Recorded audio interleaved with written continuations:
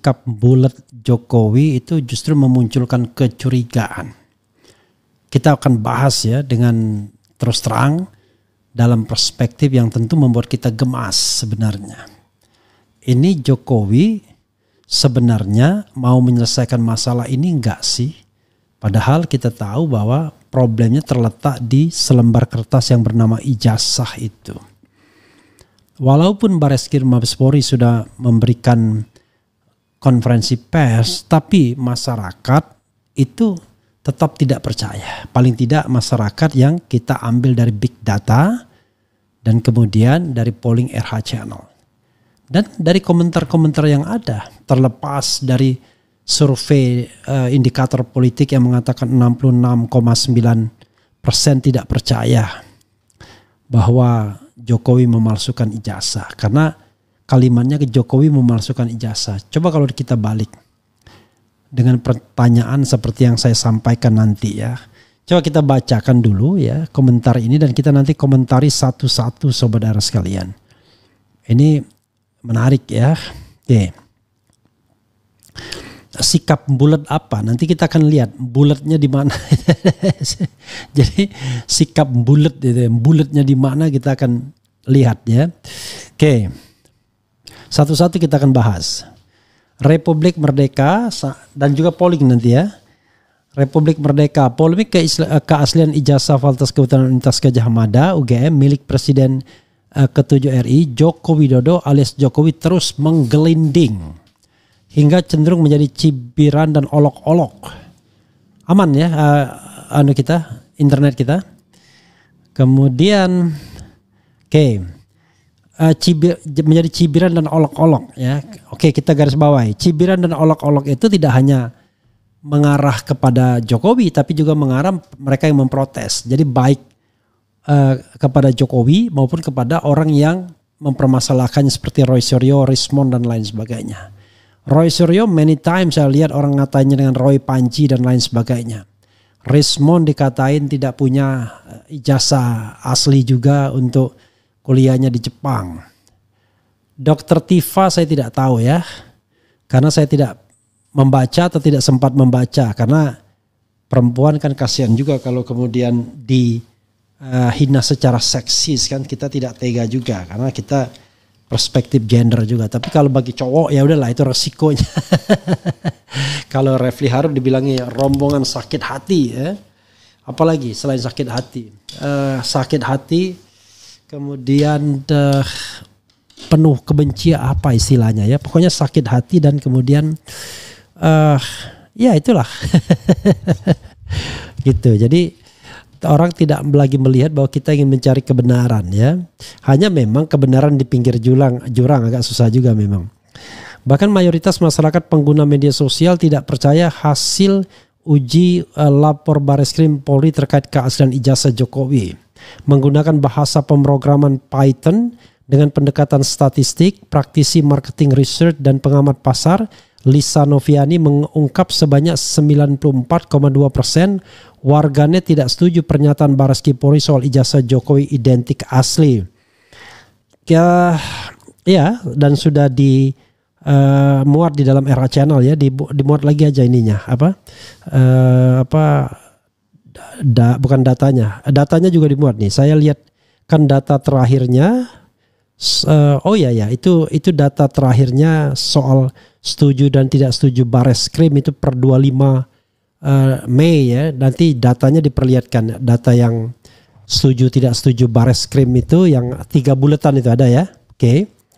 Kemudian Presidium Forum Alumni Kampus Seluruh Indonesia Aksi Nurmadi H. Sumarta menilai wajar polemik tersebut terjadi menyusul pengakuan awal Jokowi pada tahun 2013 di Yogyakarta di mana indeks prestasi kumulatif IPK kuliahnya kurang dari 2. Jadi pada waktu itu saksi hidupnya adalah Mahfud MD dan kemudian ada juga almarhum Syafi'i Ma'arif.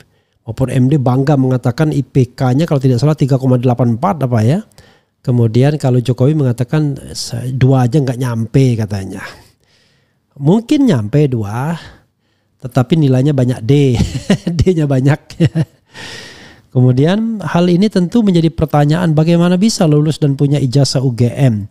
Apalagi kemudian ada buku Jokowi Undercover dan beberapa gugatan di pengadilan belum bisa menunjukkan keaslian ijazah tersebut, kata Nurmadi dalam keterangannya Jumat 30 Mei 2025. Jadi sobat era sekalian, ya, buku Jokowi Undercover itu kalau kita baca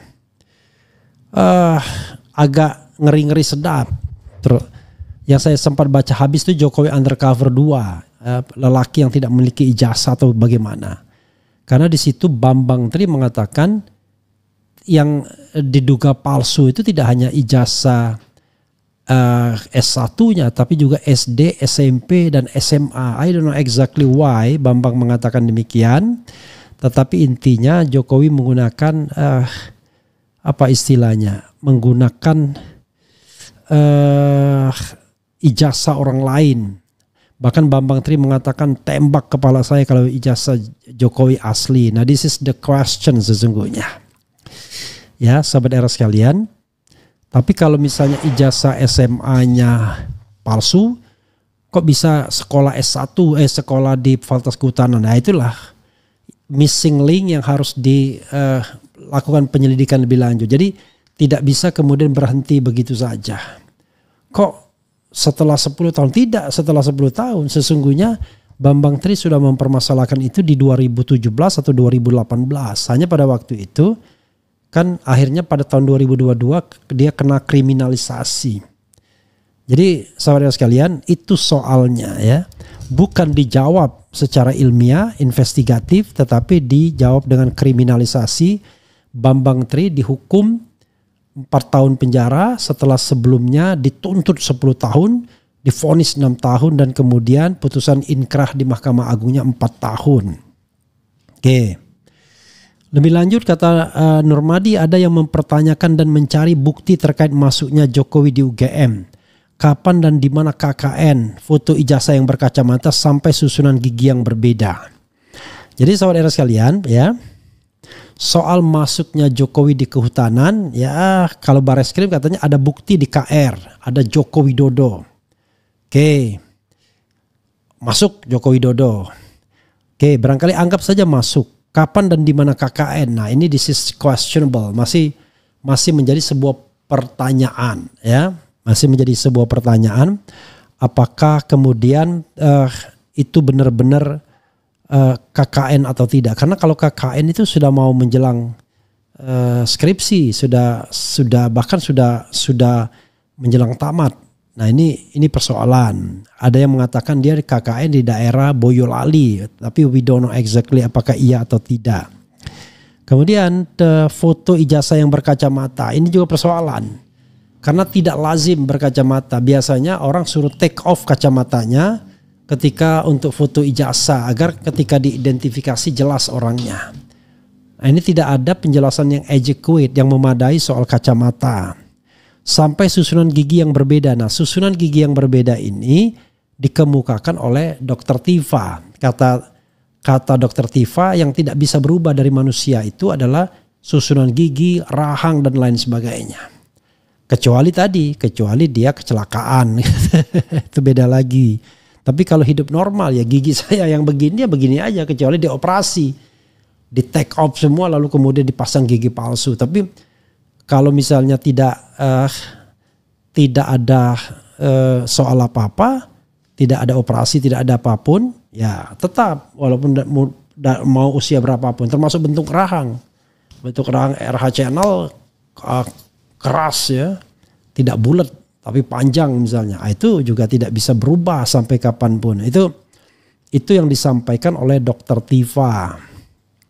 Kemudian sikap Jokowi yang bulat dan bersikeras tidak mau menunjukkan ijazahnya juga menjadi aneh, kata Nur Madi yang juga dosen Universitas 11 Maret UNS Surakarta ini. Ini juga aneh.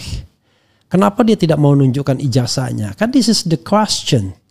Seperti seperti seorang gadis yang masih ting-ting, yang tidak terbiasa terbuka, dilihat kakinya aja nggak boleh. Ini kan aneh. Padahal ya teman-temannya justru memamerkan ijazahnya masing-masing. Terakhir Andi Pramaria, tunjukkan ijazahnya dengan bangganya.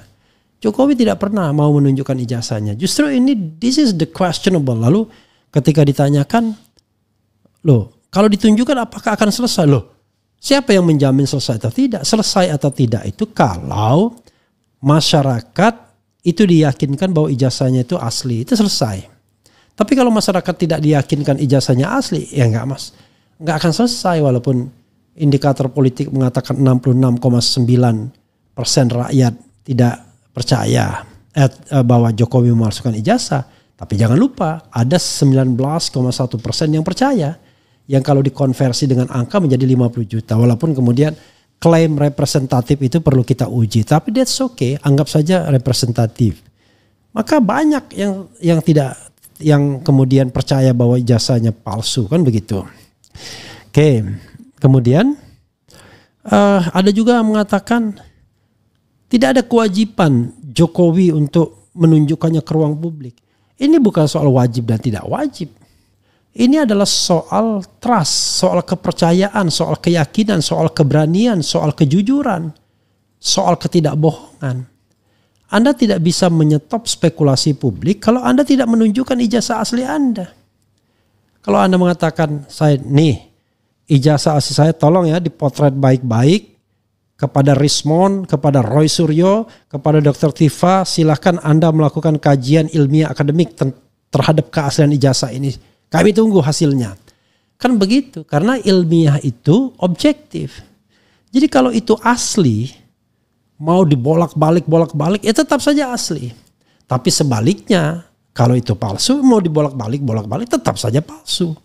Itu persoalannya. Sekali lagi, jangan dikacaukan dengan pemalsuan dengan membuat palsu. Karena pemalsuan dan membuat palsu itu terminologi hukum. Tapi intinya adalah fake or original, ya. Nah sekarang kalau kita bicara dari sisi hukumnya, belum ada keputusan apapun yang mengatakan ini ijazah asli atau ini ijazah palsu. Yang disampaikan Bareskrim itu belum pro justisia sehingga tidak mengikat. Kan yang mengikat itu adalah putusan pengadilan. Jadi yang lain tetap bisa mempermasalahkannya. Orang putusan pengadilan saja masih bisa dibanding atau dikasasi, apalagi cuma sekedar keterangan dari Bareskrim Mabes Polri yang tidak dalam proses justisia lagi. Baru proses penyelidikan yang akhirnya dihentikan. Ngapain dihentikan? Harusnya kan kalau kurang bukti minta pada pelapor.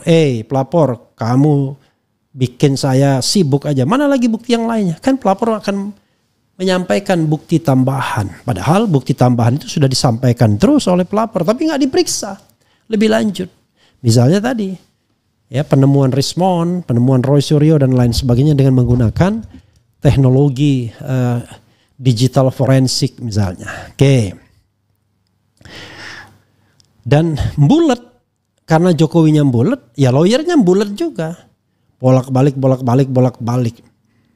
Padahal Presiden Amerika Serikat film The President kalau nggak salah ya, Our President atau American President, ketika diolok-olok oleh lawan politiknya, akhirnya dia keluar. I'm the President of the United States. Mau apa kalian? Kan begitu. Harusnya keluar. Saya Joko Widodo, Presiden RI 10 tahun. Kalian bilang ijazah saya palsu. Ijazah saya. Itu harusnya kan selesai polemiknya. Ini saya ngajarin yang benar, bukan ngajarin yang menyesatkan. Itu hanya berlaku untuk orang yang memang memiliki dokumen asli. Kalau dokumennya tidak asli, nah memang repot. Repot. Itu sama dengan seorang suami yang ditanya istri, ya, dan dia tidak bisa mempertanggungjawabkan dari mana. Biasanya, bulat-bulat dan marah-marah biasanya. Padahal cuma ditanya dari mana. tiba-tiba merasa tersinggung ditanya dari mana itu, ya. Oke. Kemudian, padahal ini kan sederhana kan. Saya kalau ditanya dia bilang orang ijazahnya palsu, saya ketawa aja. Karena saya ijazahnya alhamdulillah asli semua. Walaupun saya reserve namanya berbeda karena saya mengubah nama. Karena nama saya cuma satu kata di S1, S2 dan S2 2 kali. Di S3 sudah 2 kata karena saya resmi mengubah nama itu di tahun 2011 melalui penetapan Pengadilan Negeri Jakarta Barat. Itu jadi harus dipahami ya. Jadi sekarang 2 kata nama saya, Refli Harun. Kemudian termasuk juga klaim Jokowi bahwa Kasmujo adalah dosen pembimbing skripsinya, namun akhirnya disanggah, turut memicu kecurigaan tersebut. Ini juga sebuah petunjuk yang jelas kan, ceto welo-welo kata orang Jawa. Masa ini tidak dipertimbangkan? Udah jelas-jelas dalam sebuah acara yang resmi, Jokowi bilang ingat sekali kalau Pak Kasmujo itu galak, bolak-balik. Tapi terima kasih atas bimbingan Bapak bahwa saya bisa menyelesaikan skripsi. Kan itu.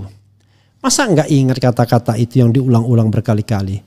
Tiba-tiba ada lagi press conference.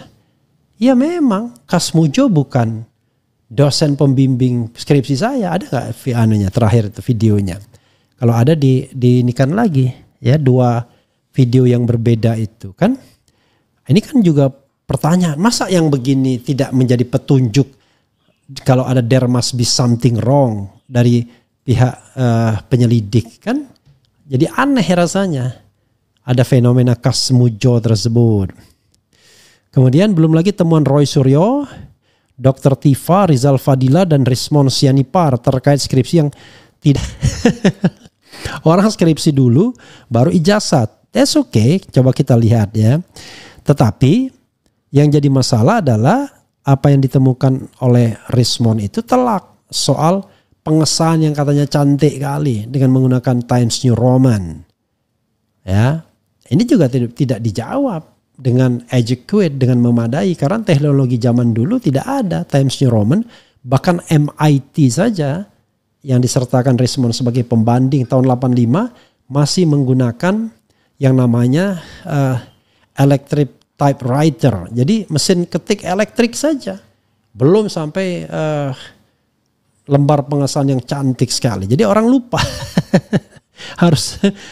harus bikin lembar pengesahan tahun 85, jangan bikin lembar pengesahan yang baru gitu ya.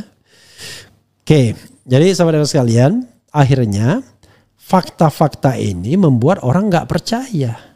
Walaupun kita menghormati apa yang dilakukan indikator politik yang katanya mewakili 284 juta rakyat Indonesia dengan jumlah N 1.200 atau 1.300 sekian.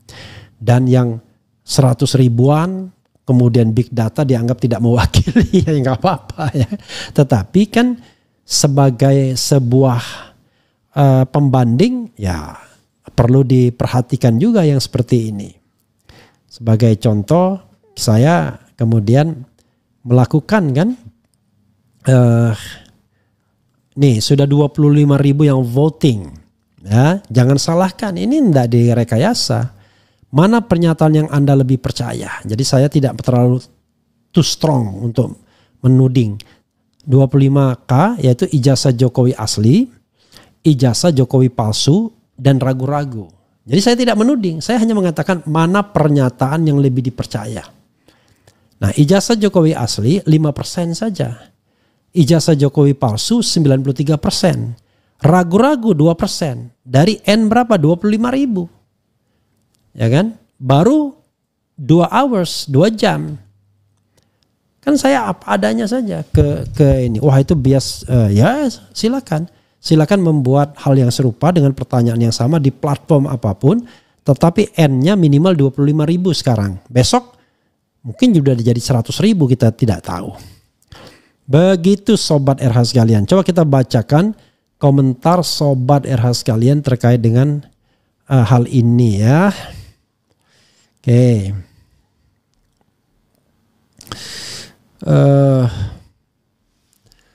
Oke, coba kita yang benar aja ya, yang ngata-ngatain kita nggak bacakan. Kemudian Dumatno sepupunya.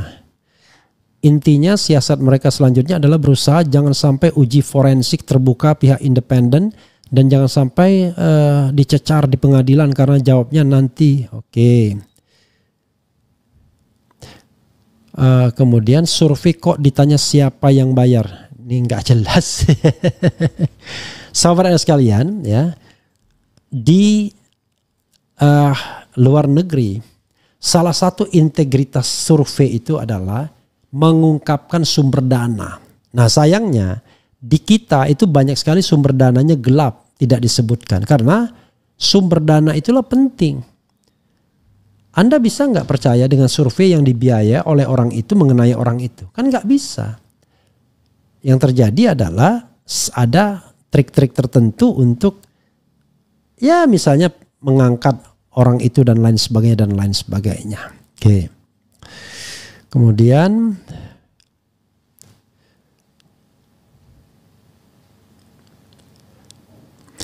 Bang, lihat YouTube ada manfaat, dijelasin pembimbing skripsi dan akademik tidak konsisten dari omongan Jokowi, dosen kehutanan Agus Afianto, dekan Sigit Sunarta, teman Jokowi Andi Pramarya Kasmujo. Oke. Kemudian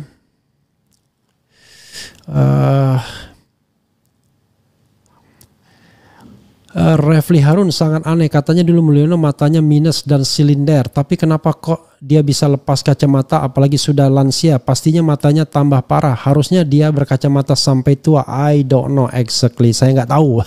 Kalau gitu ya, kalau gitu saya tak tahu ya. Intinya siasat mereka oke. Kemudian apalagi ya?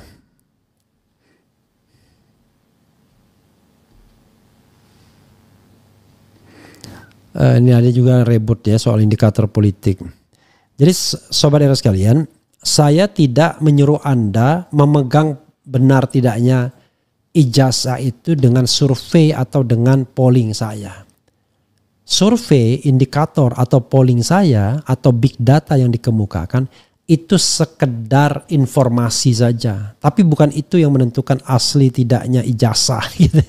Asli tidaknya ijazah akan ditentukan oleh sebuah penelitian, sebuah pembuktian yang terbuka dan independen, dan forumnya ya harusnya di pengadilan, karena UGM tidak dipercaya, Bareskrim tidak dipercaya, maka ya pengadilanlah tempat kita bersandar sepanjang pengadilannya bersikap terbuka, transparan, akuntabel.